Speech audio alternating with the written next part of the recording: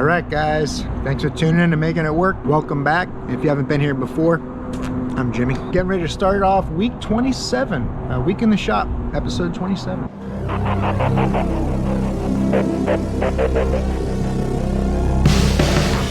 Monday morning, beautiful morning, 62 degrees this morning, a little chilly. Got my Dunkin' Donuts coffee over there waiting for me to finish this intro.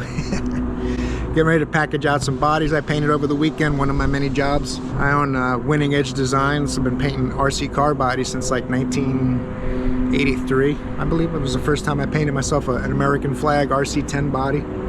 Show you guys those. I don't know if anyone's interested, but give you a little idea what I do. Little Star Wars body.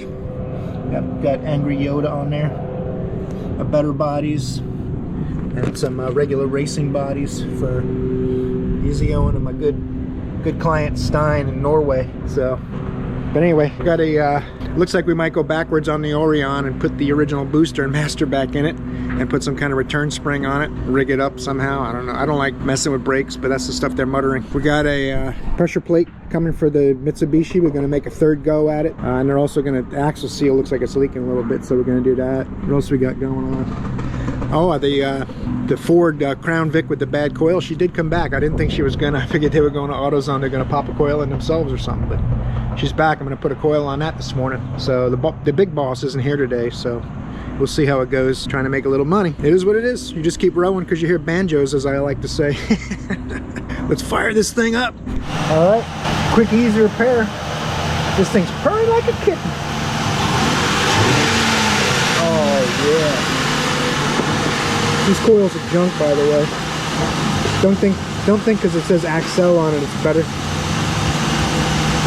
I've replaced tons of these things. They're terrible. They put a faux Moco coil on there. I should be back for the others as they fell one at a time too. Well, another broken Toyota. Joe's working on this one. It going down the road and trying to come to a stop, it'll stall the engine because the transmission is kind of locking up. What happens is metal gets in the torque converter and the control solenoids. You can see all the metal. So metal gets into controls, keeps the converter on. So when you come to a stop, it's like not pushing the clutch in, but you can't do anything about it. Sometimes it won't even restart till it sits a while. The fluid has to bleed back out the passages to release the pressure in the torque converter. It just takes a while to get past all the metal fragments that are shoved into the cavity. So it's going to need a transmission, but it's got 200,000 miles on it. That's about when Toyotas break, like half the life expectancy. This Nissan, I put a radiator in it a few months ago, or a condenser or something. I'm not sure which. I can't remember what the dealio was with this one, but he declined a bunch of work, and now he's back. He's mad. He says I stole his battery, and the car runs bad ever since I worked on it 3 months ago. Got green coolant in there, which is kind of odd, and it's overfilled. So he's mad. He doesn't want to pay for anything, and I stole his battery. So we're definitely getting off on the wrong foot. I may hand him his keys and tell him to pound sand. We'll see what happens. Depends on how irritable he is. He's from New York, which I left because of people like this guy. Put a new coil in it, purring like a kitten, cleared the codes, patched up his broken tab. We put his battery hold down back in correctly. I don't know who messed with that, but ready to go. Take it for a drive. It's all fixed up. I don't know what happened with the battery part of it, but they didn't mention that, so we just wanted to fix his misfire. All right, supposedly there's another pressure plate coming in stock. We got to take the old one out and bring it up to him. So this will be the third time I'm taking the transmission out of this car. We've had it here 6 weeks. Don't recommend a Mitsubishi. Charm, that's what they say. Got a hell of a light on it.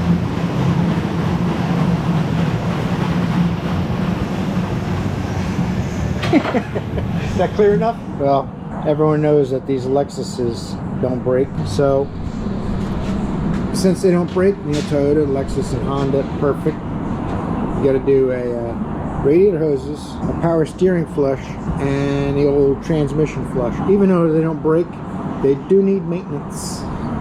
Let's get on it. I don't know if I mentioned this before to you guys, but I put all my snap-on ratchets in my toolbox, in my drawer that I keep my backup ratchets in.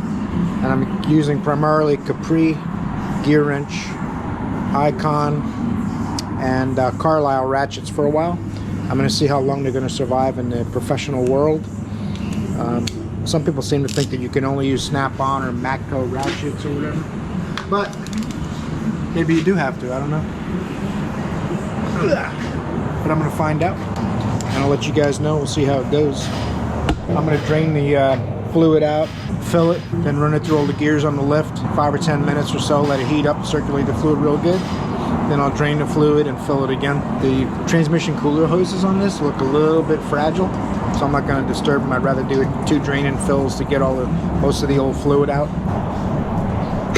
It's a little dark, but it doesn't look bad. A lot of people change transmission fluid based on the color, but it's not an accurate way to tell the condition of the fluid, because the dyes and stuff turn brown pretty quick sometimes, most of the time. You really shouldn't just go, your fluid's brown, you need a transmission flush. That's not how it works. And if you don't believe me, you can check any of the manufacturer's recommendations on service.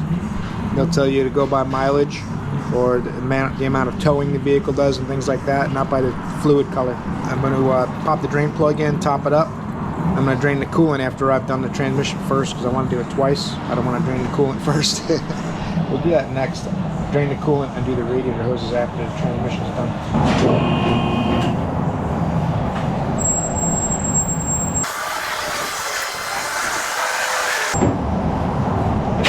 You didn't think a car could be lowered that fast, did you? Yeah, look at all the scratches around the door handle. Someone's got some long nails. Anyway, can't hardly get in here. Fire this thing up. Got 135,000 miles on it. 111 miles till the fuel tank's empty, apparently, but it shows over half a tank. That's kind of weird. And what I'm going to do is I'm going to run this thing through the gears. Make sure the fluid circulates through all the passages in the transmission. Spend about 5 or 10 seconds in each gear. That way you know it's flushing the fluid through pretty good.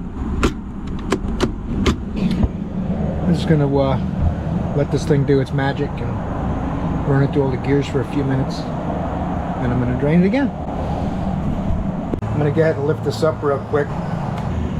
Boom. Fluid should look quite a bit better this go around. Using pink as a gauge. We already discussed that. Everything else looks good on this car. This lady takes good care of it. It's had a timing belt and stuff like that done. Everything's in good shape. Tires, brakes, everything. It's a regular customer. You can see how much nicer the fluid looks. I'll crop that in a little bit so you guys can see. So we'll go in here and crop it in a little smaller. I think it's about 4 quarts. I think 4.2 or something like that. So I'll put 3.5 in and check it.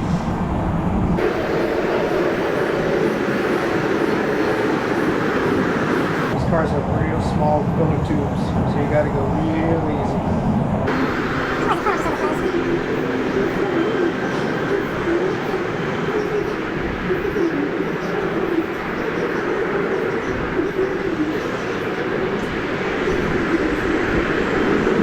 Probably need to cut this out right. Let that fluid settle in there a little bit in the dipstick tube, and then I'll run it, and then I'll check the fluid. It's got to be hot to check the fluid anyway, so we'll let it warm up while the dipstick's kind of letting the residual fluid out. So what'll happen is it'll touch the dipstick tube, and the sides will have fluid on them, so you have a really hard time gauging the actual level. So it's best to let it sit a few minutes, maybe run the engine while it warms up. All the fluid will migrate to the bottom. Then it'll be easier to check the fluid level accurately. Here's my fluid level, right at the bottom of the hot. The transmission's going to be very warm at this stage, but not really hot yet. So to leave it a tiny bit low, just below the hot, perfect. When the car gets driven about 20 miles or so, the fluid level will be perfect. All right, on to the power steering. Power steering cleaner. This wind stuff is excellent. One of the better products we've had here. It seems to actually do what they claim. Most of them are halfway decent, but this stuff seems to be acceptable. Do a little power steering flush action. Fill tubes on these Toyotas are really tiny. We'll see what we can do. Look at that. Doesn't want to work. Might just have a pump not working. I hope the winds machine is broken. It won't suck the old fluid out. I'm going to have to do this thing manually. I'll show you the fluid reservoir is pretty nasty right now. We'll have to do the flush and come back and show you how it came out clean and when we're done, but The machine's broken, so it's not going to be as cool.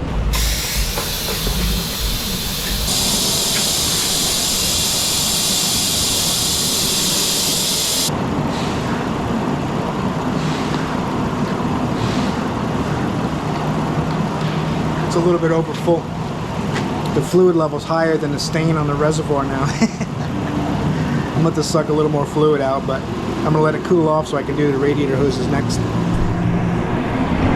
This is what happens when they say, customer's waiting, how much longer is that Lexus going to be, Jimmy? I said, it's a 4-hour job it pays. You going to wait? Well, they live 45 minutes away. So this is what you do. You put a fan on the motor, try to cool it down so you can get them hoses off of there. Alright, here goes nothing. I'm going to bring you guys in for the show. Whoa, that's not where the show's at. It's over here. Come on, pay attention. Focus. Alright, I got my fan on. I got the upper hoses so that it's not crazy hard. There's nothing really wrong with it. I guess we're doing it for maintenance recommendation. Whatever. It's good. I'm going to try taking it off now. We're going to see what happens. Crack it to the first release. You'll know right there if you loosen it like that, it'll start squirting fluid out if it's still got too much pressure in it. Woo, that's hot. Alright, golden. Man, it's a shame that fluid looks like brand new. You're going to get a coolant flush and 2 radiator hoses whether they need it or not. It's already sold. You can't unsell it.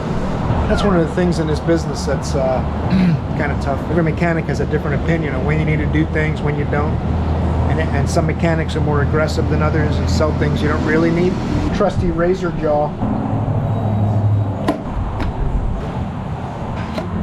Always remember, you can always go back and take off a little bit more, but you can't add it back.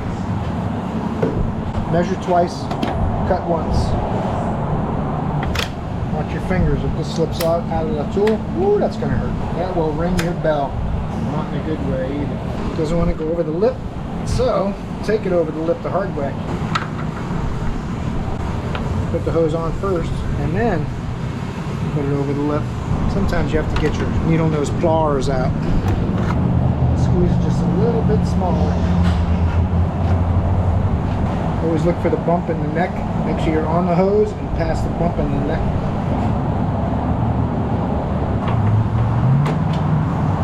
Need to do that from the bottom. In the flat rate, in the flat rate world, you're always looking to find a way to save a little time.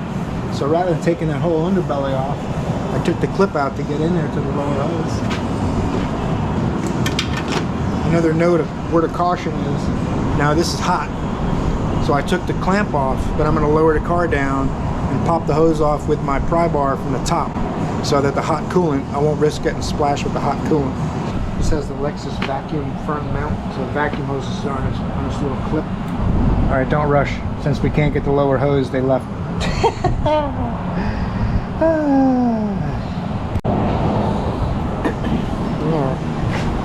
file that. My abrasion sleeve on there. My vacuum hose clamp on there. Seems easier to build everything off the car than install it.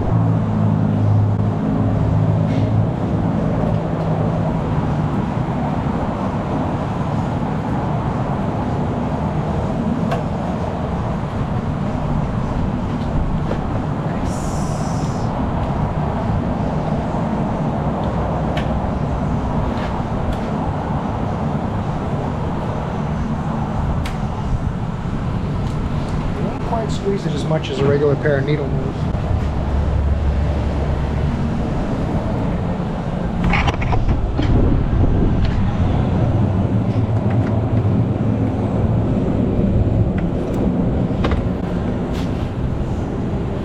The end of the tube right there. Perfect. Got in a puddle. I had to rescue him from the puddle so he could dry his wings off. Fly, be free.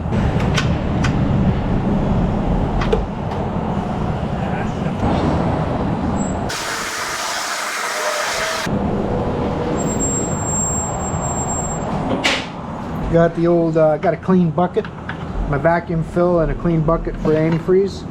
That way you can do more than 1 gallon at a time and you're not transferring the hose over and stuff.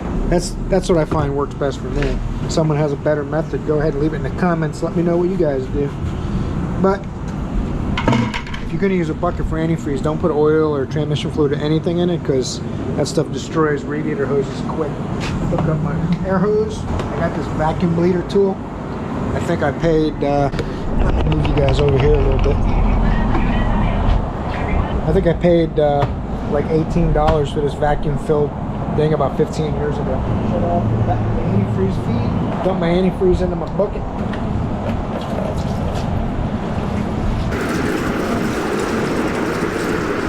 Turn this over, it'll flow better. Traps less air. And you squeeze it, and that helps too.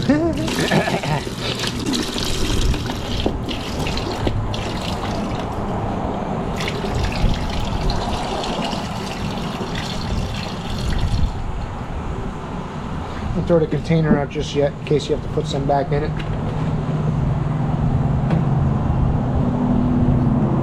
I'll probably take it all. I'm gonna run this till I get a good vacuum around 26 or so.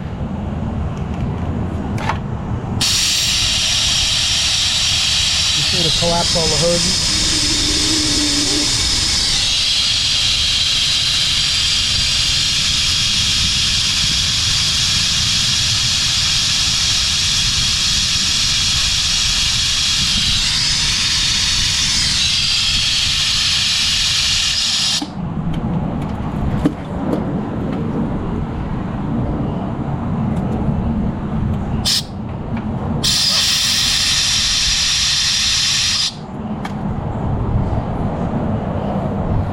Open the valve up. See the coolant goes rushing in. These hoses will start to fill up. The pressure gauge is going to come right up while it's transferring coolant, but that doesn't mean anything. It'll be fine. And around the time the hoses expand, try to keep that in the coolant. That's not good. Problem is, once there's coolant in there, then it's going to want to suck the coolant into the vacuum bleeder, so you got to be careful. Hose is almost expanded. It hasn't quite emptied the antifreeze bucket yet. It's leveling off. When you see the backflow like that, it's losing vacuum. So I'll have to fill the rest manually. Just a little bit of, got a little coolant in there up to here. I'm going to fire it up to see if any more air bubbles work their way out.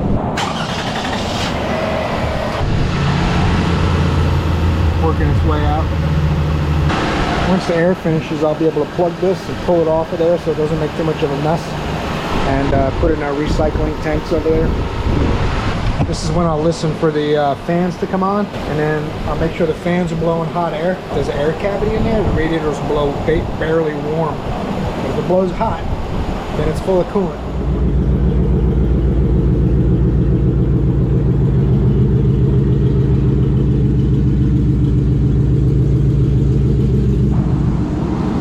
It's got a bad cat.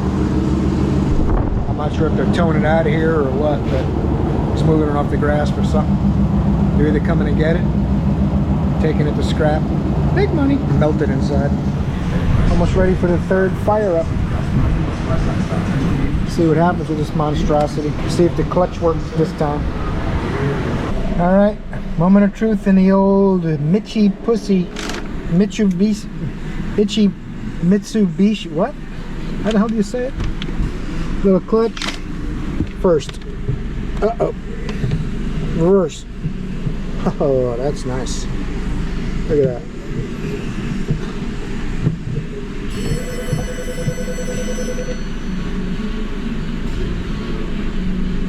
Backing up, put it in first, going forward.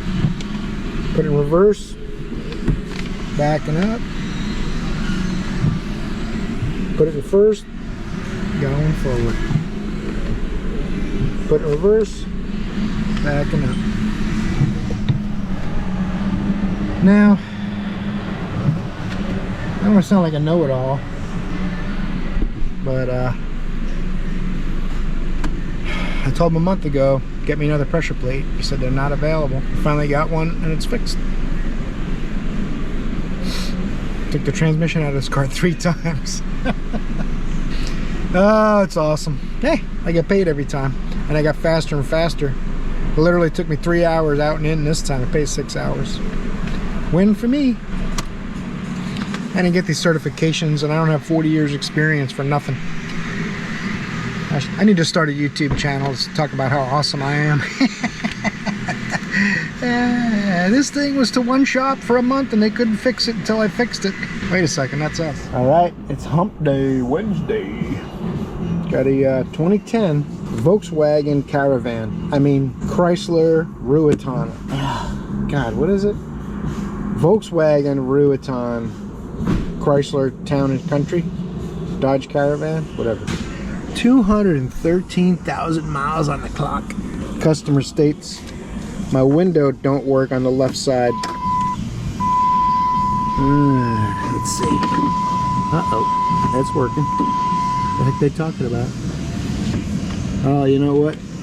I bet you when they face the grill, it's the left.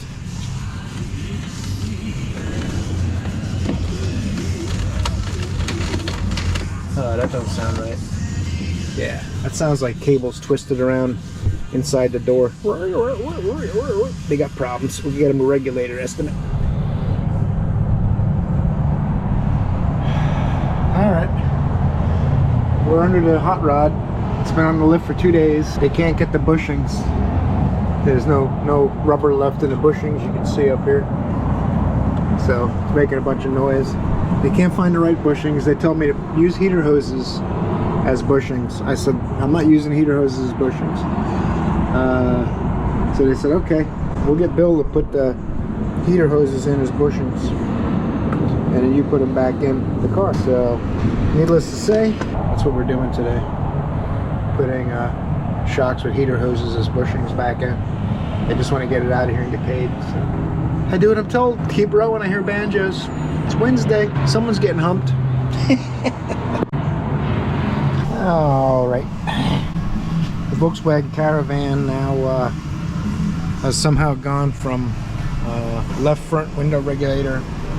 Check left front window regulator in op.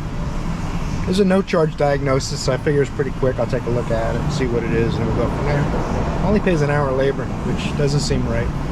Used to pay an hour and a half for 2 hours for a window regulator. Now they suddenly pay 0.8 in 1 hour. So now Katie came out and told me that he also wanted the right sliding door doesn't work. The window doesn't work. And I checked it, it's actually the left sliding door. I think he's looking at the grill, and so left and right are different. He doesn't realize it's from the driver's seat. The left side's always the left from the driver's seat, and the right side's always the right from the driver's seat, no matter where in the car you are. And he also wanted his washers checked, and he has a check engine light on. And I don't think they're charging him any diagnosis time, so got to head up front and fix that and see where we go. Alright, so we got approval for this here window regulator. I don't know if we're going to fix the rest of it. He's got cat codes and a broken washer nozzle hose, and it looks like a bad motor in the sliding door, but I told him I have to charge him to pull the door panel off to look at it. So for now, we're just going to do this right front window regulator. It's a Dodge Caravan, so a couple Torx bits hidden under covers. I pulled the switch assembly out so I can unplug the electrical connector ahead of time. The labor on this thing in the labor guide is 1 hour, but Dodge and Volkswagen can bite me for an hour. This is a 2-hour job all day long. Don't let them sell you short. They're labor whores, and they don't really care about mechanics. They're trying to protect customers by making junk vehicles and cutting down the labor time to reduce cost of ownership. But you got to charge what you're worth. So that's my little tidbit for today.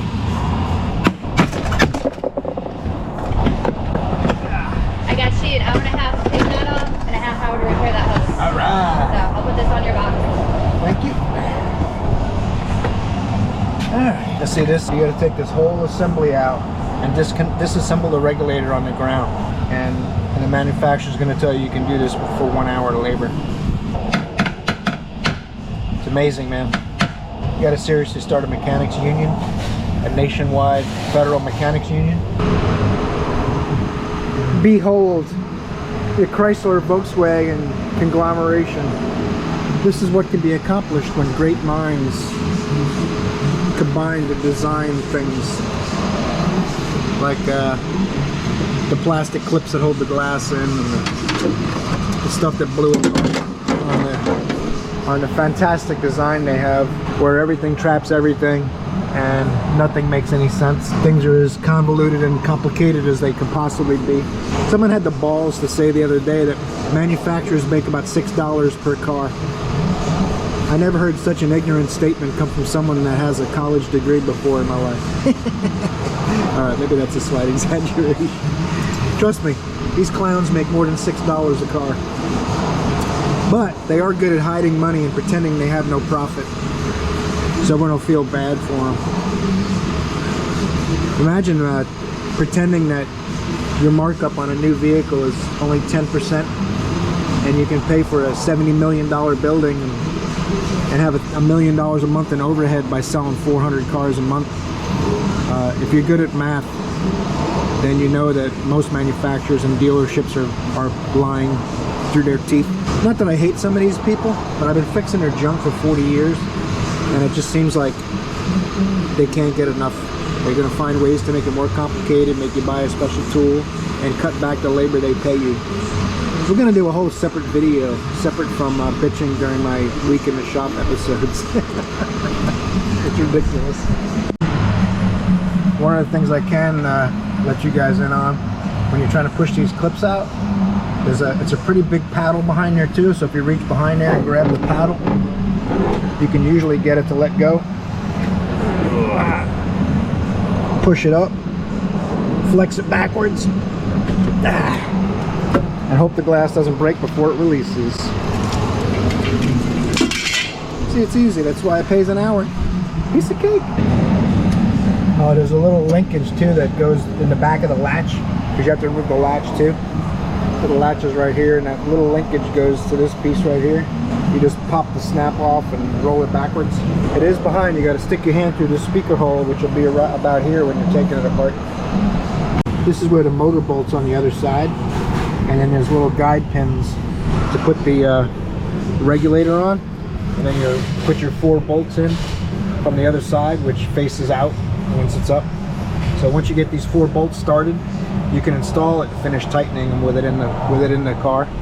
It doesn't make a lot of sense the way they've done it, but it's not terribly hard. It's just frustrating the way it's done, and you gotta learn how to work around it. Try to stay patient. I'd probably be a lot more patient if I wasn't up till 1 a.m. trying to sort out my my Acura hub bearing video. I did a 12-minute video I tried to upload last night, and it said upload complete, and then this morning I woke up to find out it was a 58-second version of it. It somehow cut off most of the video, so that adds to my frustration. Keep rowing. This stays outside. This has to go between the glass and the door.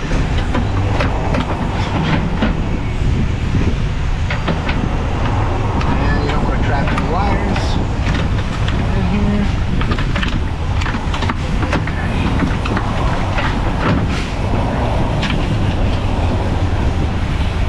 Forget about the little piece of linkage inside the door here too. You gotta hook up your lock.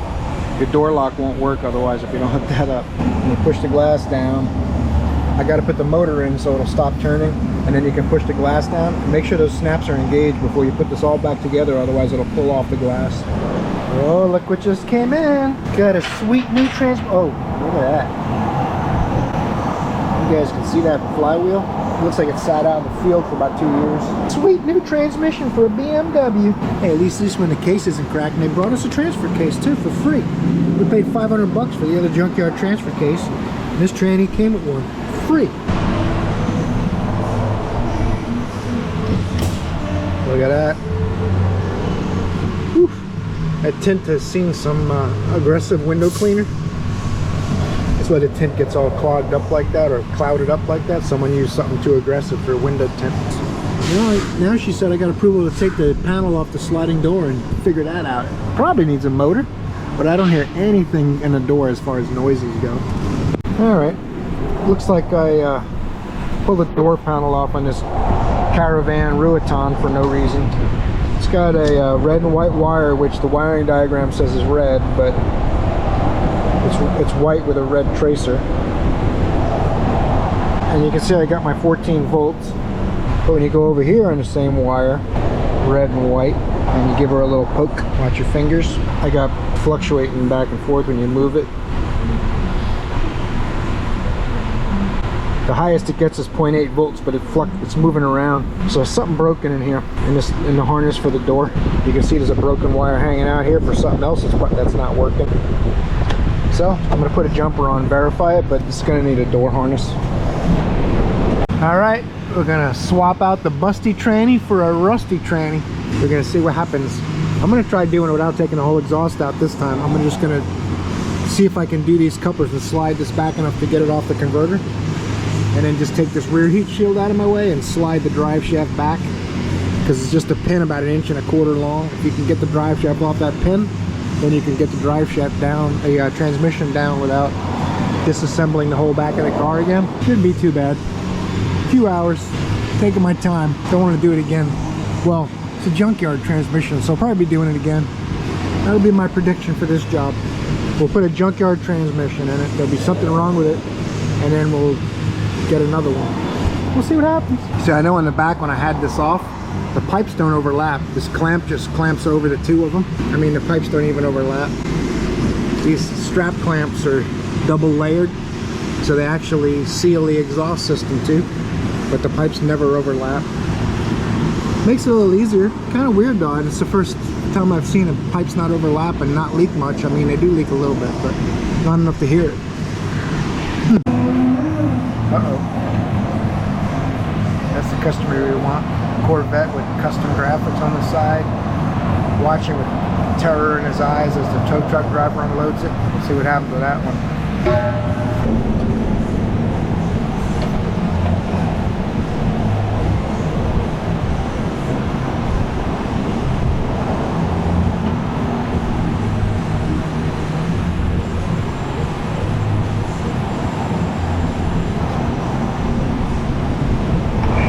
What I find interesting is all these bolts are 10s and 14s, and the only bolt that you can't see from below, that you have to get your socket on by braille from the back, this is the only bolt of its size.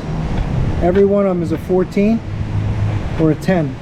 This one bolt in the entire job is a 12. No other bolt in the entire bell housing is a 12, but this one that you can't see or get to. Have I been clear yet? All right. Really bothers me.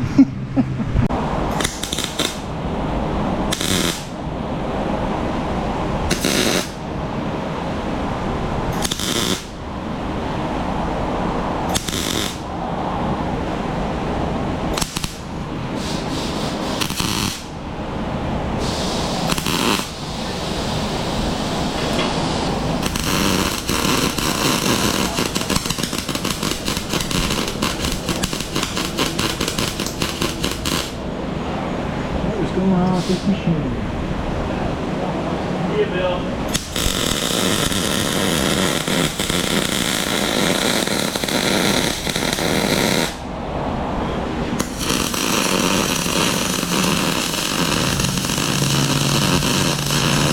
What are you working on?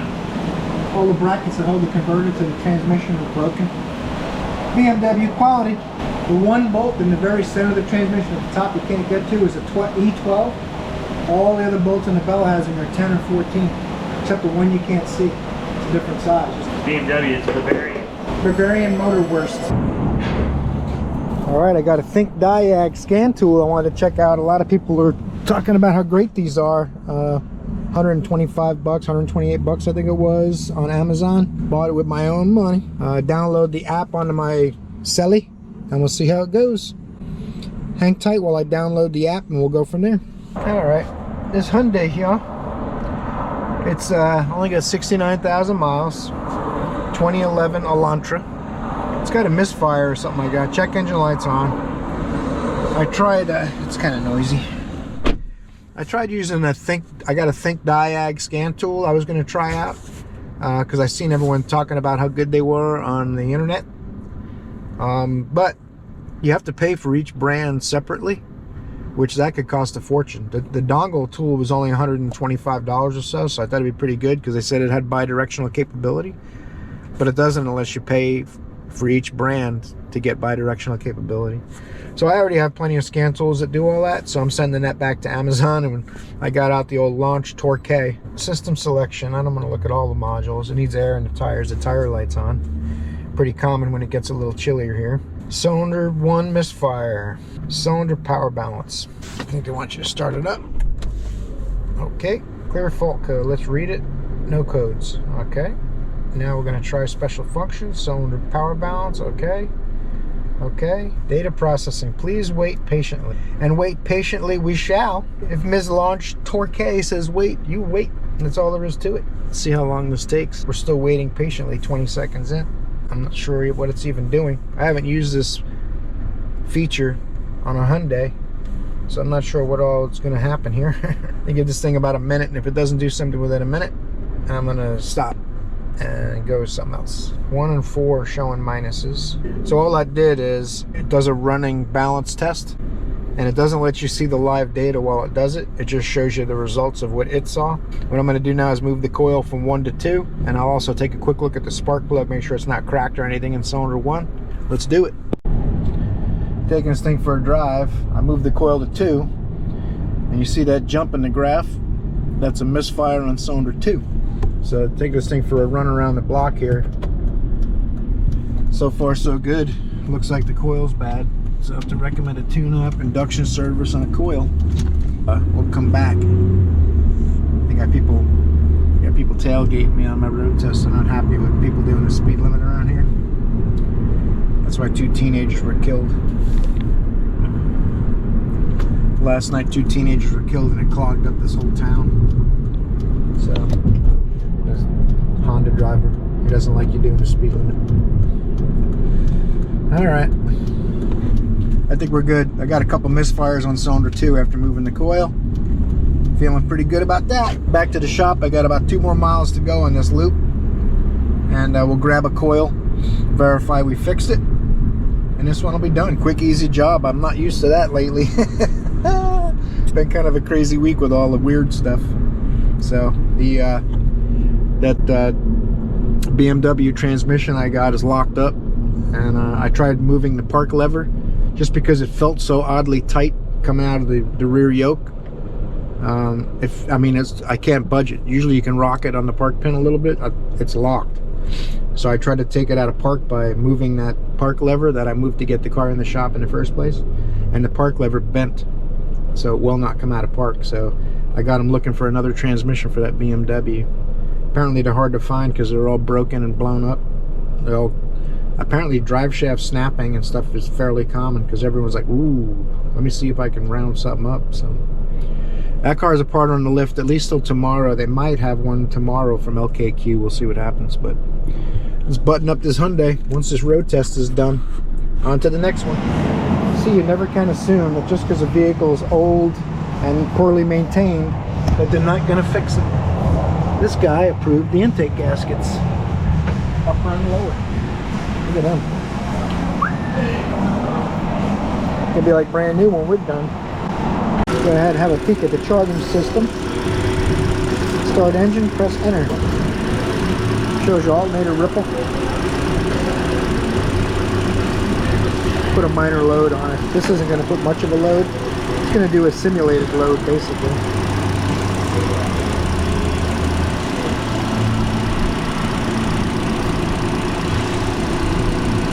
I didn't raise the RPM to see what it does. Excellent generator. Works. Alright, going back together. Headed towards new car status. This Explorer's only got 98,000 miles on it, keep in mind, so we're just about at the life expectancy, so it's still worth fixing. It's going to be nice though when we're done. Last week I talked about that one rear O2 sensor being flatline. It has a PID for 2 rear O2 sensors, but this vehicle has a Y-pipe. It only has 1 rear O2 sensor, and there's a dummy plug in the harness for the O2 sensor it doesn't have. It's kind of weird it has that PID, but not the sensor. That's why it was 0 volts. Figured I'd mention that. but we're gonna fix the vacuum leak and do an oil change and then see how it runs. I told him I hear some noises out of that rear timing chain, so this thing may end up needing timing chains, but we'll fix the vacuum leak, see how it goes. He doesn't drive it much, so it's a 2000 with 98,000 miles on it, so 22 years. It's at less than 5,000 miles a year, so it may last with a noisy timing chain 5 more years, who knows. I don't think he's gonna go to that level, but we're gonna at least fix the vacuum leak. Hey, while you got it there fixing my vacuum leaks, look it over and see if you spot anything else.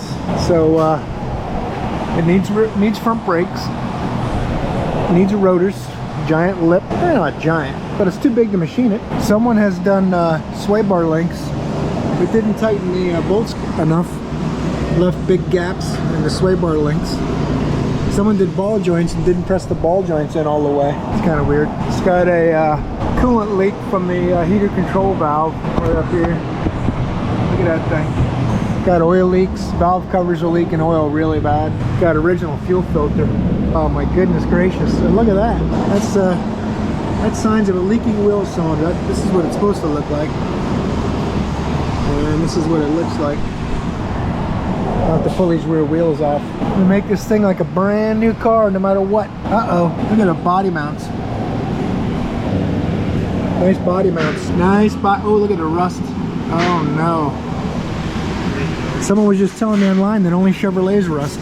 Sounds like they're wrong. Well, looks like it's not making any noise. But I bet you the body mounts make noise. This gives you that little bump bump bump bump bump bump bump over bump bump bump bump bump bump. All right, let's write a list. Show you guys. The axle seal is nice and dry. Wheel cylinder, not nice and dry. Hasn't really gotten to the brakes yet. The adjusters aren't frozen or anything crazy like that, so maybe just wheel cylinders in the back. The drums look pretty good. Interesting. Mark it down on your calendar. I don't do oil changes often, but at this point I've done so much inspecting on this car, all I gotta do is drop the oil filter, so I'm not gonna be a dick about it. But look at that. The oil filter's been on there a while. Poor truck. It's begun. The birds. Sometimes they gather on these power lines. They're everywhere too. It's the birds all over again. Alright, that thing runs quite a bit better now. That's good. I don't know what was better, the vacuum leak or the oil change. Running like a champ. Air conditioning's working until it leaks again. Let's see if they want to fix the brakes and the heater control valve. Problem with the door handle now. That's not good. Still opens the door just barely.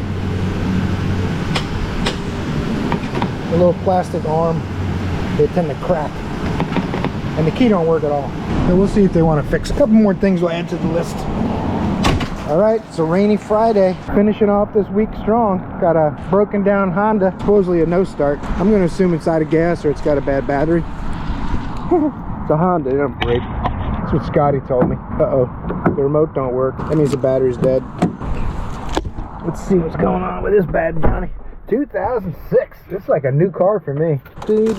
Uh-oh. Oh yeah, the battery's dead. Alright. What kind of miles we got on this thing? I don't see it. Put the headlights on. Put it in neutral. Had to lose her on the cruise control. How's that go? Alright, I'm gonna have to get my jump box. It's nasty out today. It's supposed to rain all day. The Chevy truck here is getting a transmission. We're getting a Jasper transmission. The BMW back there behind it, the junkyard tranny they got me was no good. You saw that. Mercedes needs an engine. What else we got? Oh, the Toyota truck over there on the left. That's getting a transmission too. No one has a rebuilt transmission for it, so we took the transmission out and sent it to a local rebuilder, and we got a lot of transmissions this week. We're not a transmission specialty shop. We just do swaps. We do light repairs on transmissions, but nothing major. Enough gabbing. Let's go get the jump box. See if we can get this Honda to fire up. See if we can get this never start to react.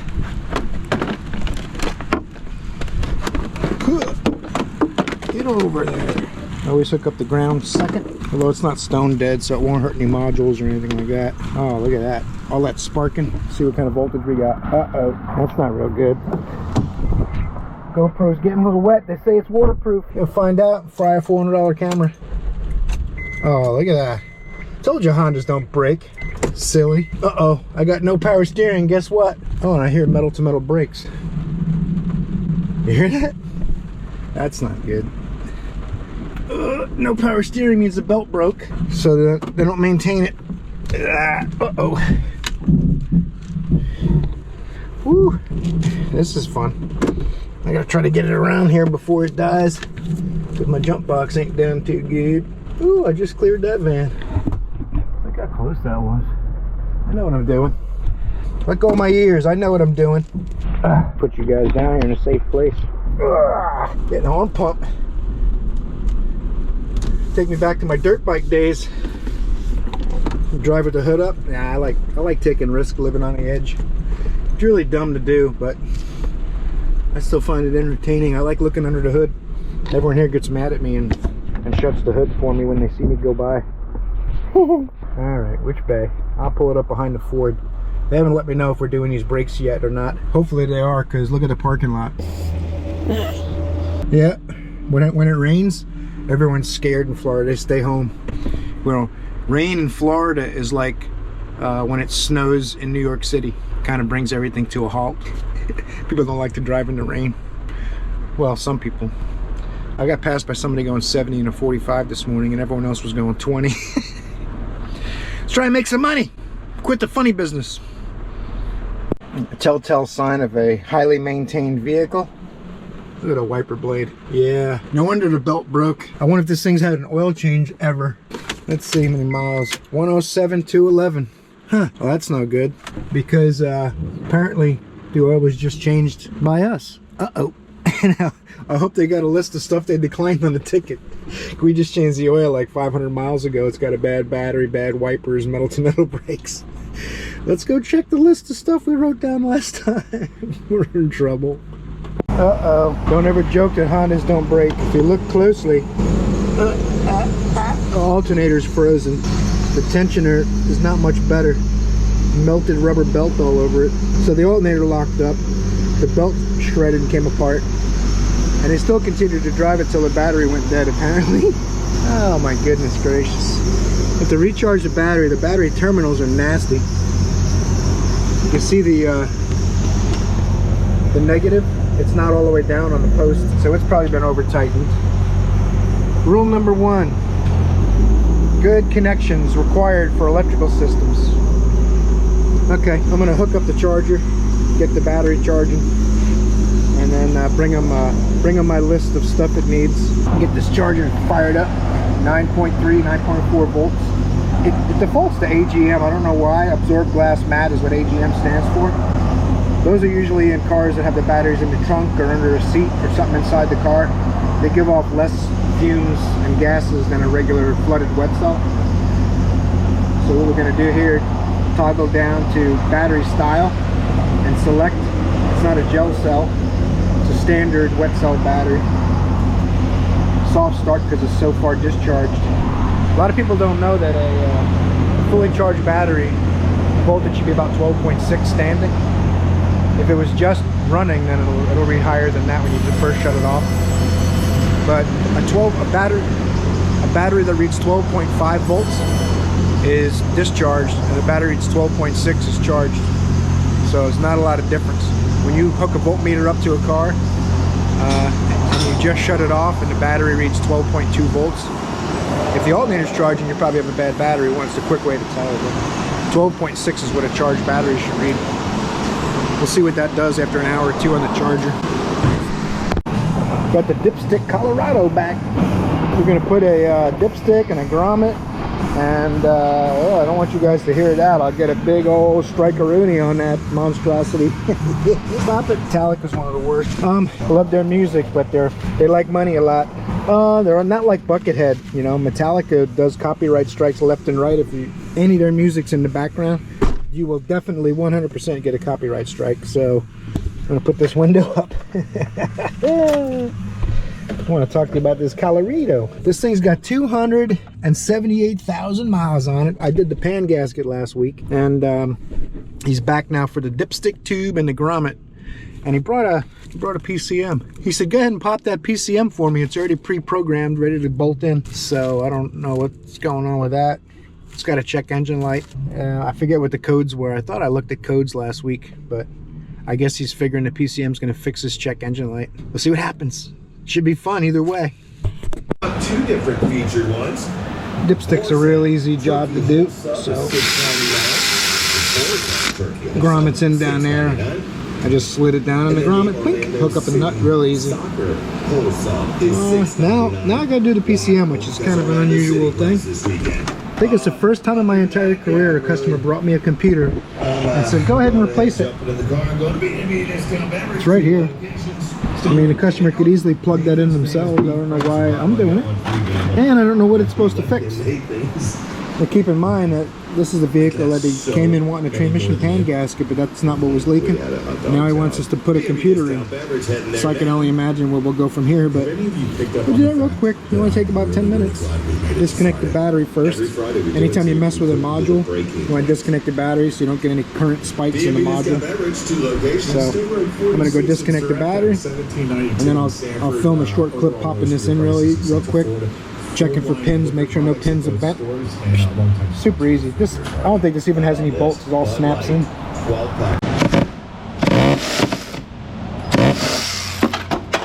This thing's got a bad battery terminal. This thing is so tight. I already got to turn a little bit, but you know, it's flopping around and destroyed on here, man. And he wants a computer, so I'm not really sure how it's going to go, but it's already not looking good. This thing is all bent. I'm gonna have to try to bend it back or recommend a negative cable. We'll see. Pop the computer in real quick. Show you guys how easy that is. 2 clips. Probably what he struggled with. Get you a better view. Gotta be all the way off. And you give him a little wiggle. That's not right. And this one's going to be right here. As long as it's all the way forward, show it a little love. Don't force it, but it can't be overly gentle either. Now we unwrap our loaf of bread sandwich.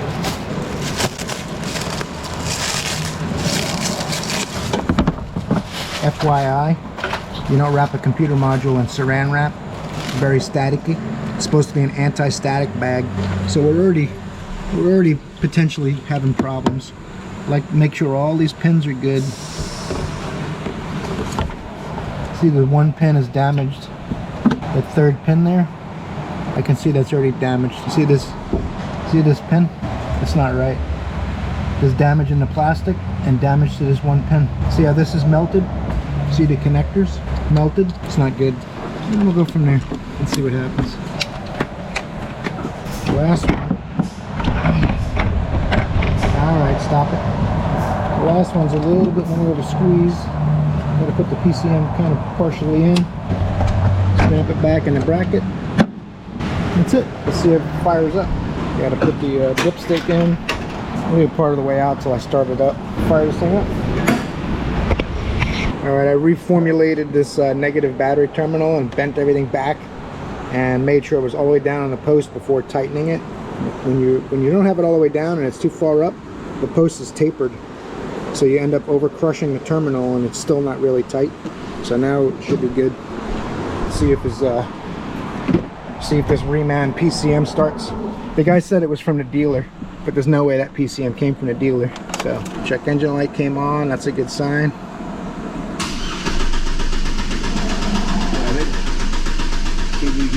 Doesn't start, so you probably have to relearn the key. It's got the pass lock light on, and it says change oil. Oil change sticker says 278. The odometer says 278. Alright, so now we're going to see what they want to do up front. It doesn't start after I put his PCM in. Going to have to at least do a key relearn. I know that much. Full service oil change. 0.05. If anyone's heard me talk about that in my other videos, so you can see it in print. So let me know how you feel about that in the comments. Oh, I'll be damned. This customer approved all the work. Brakes, heater control valve. I think they're getting him a couple tires. let's get to it. The heater control valve, we gotta fill it up. This takes green antifreeze.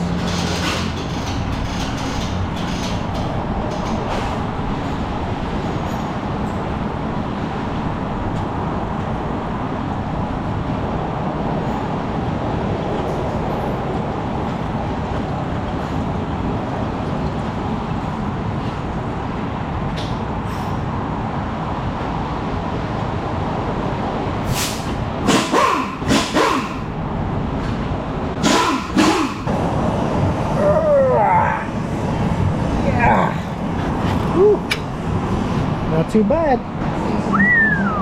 Notice my my 13mm snappy's about had enough. It looks almost like a Mac RBRT socket. Time to get that warranted. You gotta always these ones with the roller bearings, when you're gonna do a service, you gotta always look for metal flakes in these bearings. If you see any metal sparkles in the grease or in the bearing, then you gotta replace the bearing and race. You guys want to see a trick for getting the inner bearing and seal out? Put the nut on there a couple turns. Look at that rotor, that's why we're changing it out. Put back over the nut. Boom. I'm gonna go put my gloves on before I try packing these bearings.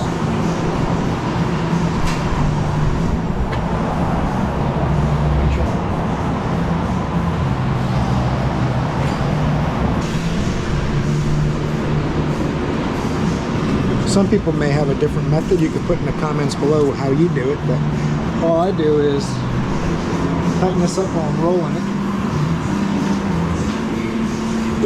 And I over tighten it a little bit. And I loosen it and snug it back up. You don't need to go tight on these, only snug. You shouldn't be using air hammers or any of that kind of stuff with wrenches on them. You can get it plenty tight with a pair of pliers.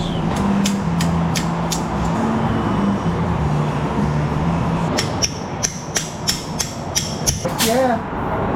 We're close to Thanksgiving and then that would be awesome. I mean, that shit, man, that right there, that's like a vacation. Guys like us, man, that is a full-blown vacation. 4 days right off there. is a vacation. It's gonna be like a brand new damn truck in no time, man. Clean this mess up a bit. Something like that. Yeah, see, it was almost like Red Hot Chili Peppers, you know. It was good music. Oh, I like No Doubt. Good shit. She had a good, she has a real good voice, real attractive. Yeah. Two things that matter when you're a performer. You just use water. Brake fluid's water soluble, so you can rinse it off with water. But then it won't evaporate like the brake clean will. What a mess.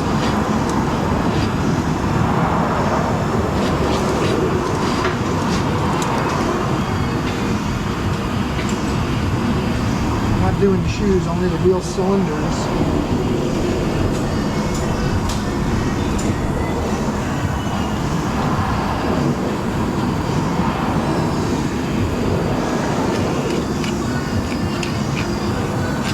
These didn't get wet, but they got some rust in the screen.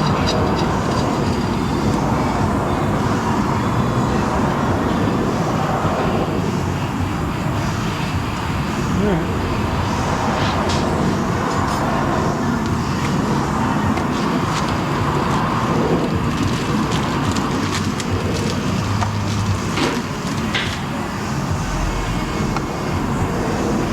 Holy crap, I think they're even the right ones. First try. You're getting good up there. You have to pop these springs off, and then I'll be able to sneak it out. If you just rock it back and forth, it'll usually break loose. Depends on how rusty they are. Sometimes they don't, but 95% of the time they will. This side's not as nicey, as nasty. And I'm also going to use the drain pan instead of the garbage can, because the garbage can was, I had to dig out of it too many times.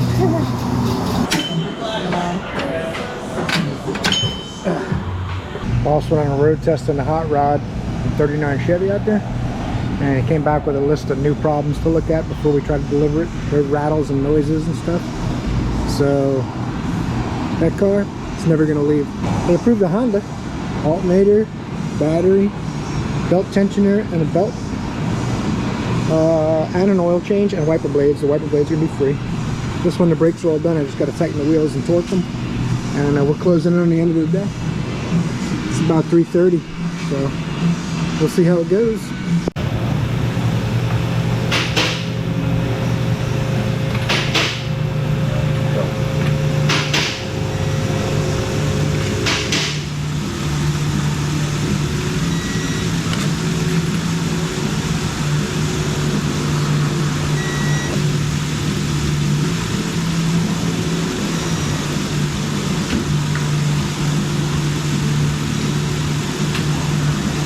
Not sure how they're going to change a flat if they ever get one. Someone told me, it looks like you've had a long week. I'm like, I don't know.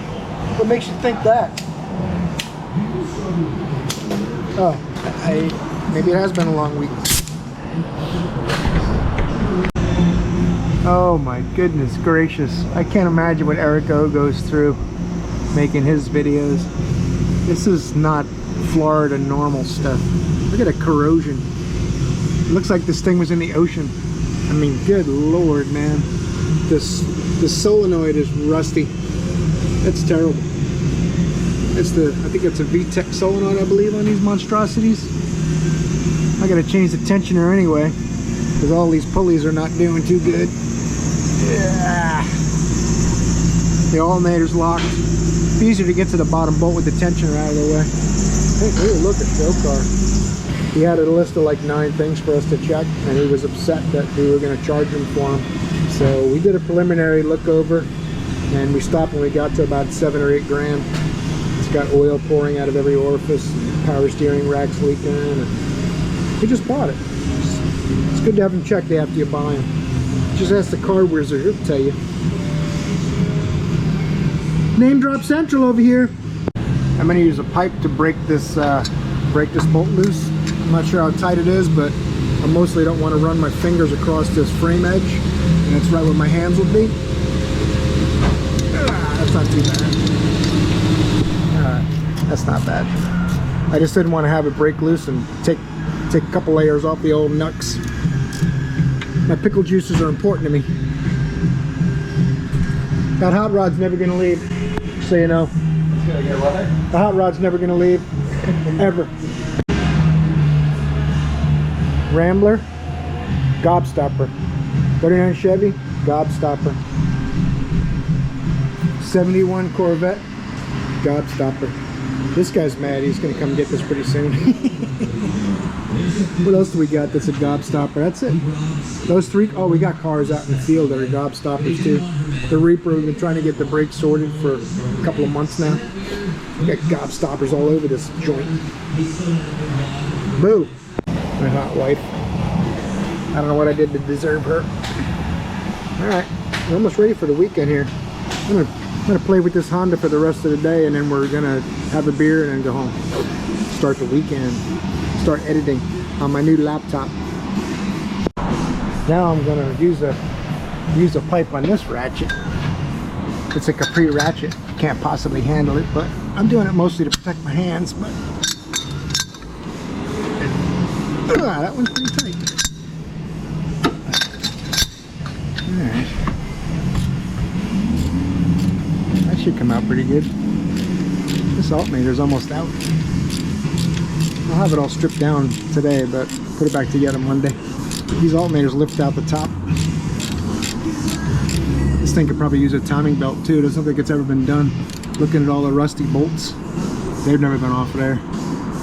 If it was done, it was a long time ago. Sometimes you have to help the old alternator come out of here.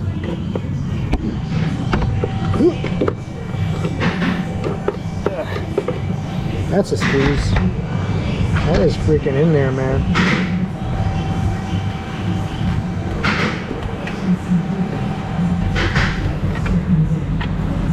I don't care if I crack the alternator. I don't want to crack the mount though, because the alternator's getting changed, the mount's not.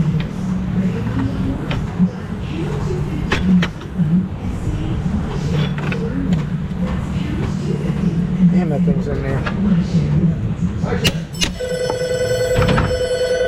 One ringy dingy. You kids aren't even old enough to remember Lily Tomlin. All right. Just got to lift it out of here past this hose. Just got to hold your tongue just right. It comes right out.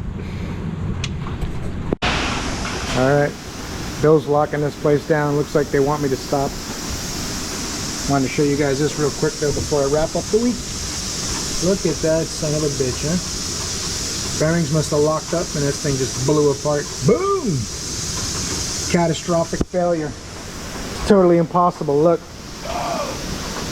I mean, I don't understand. Has Scotty Kilmer been lying all these years? Look, it's a Honda and it's broken. I mean, catastrophic failure, stuck on the road. It's a Honda. It's bad. That's bad. That's bad. All right. Stop name dropping, trying to get likes and subscribes, man. That ain't right. All right.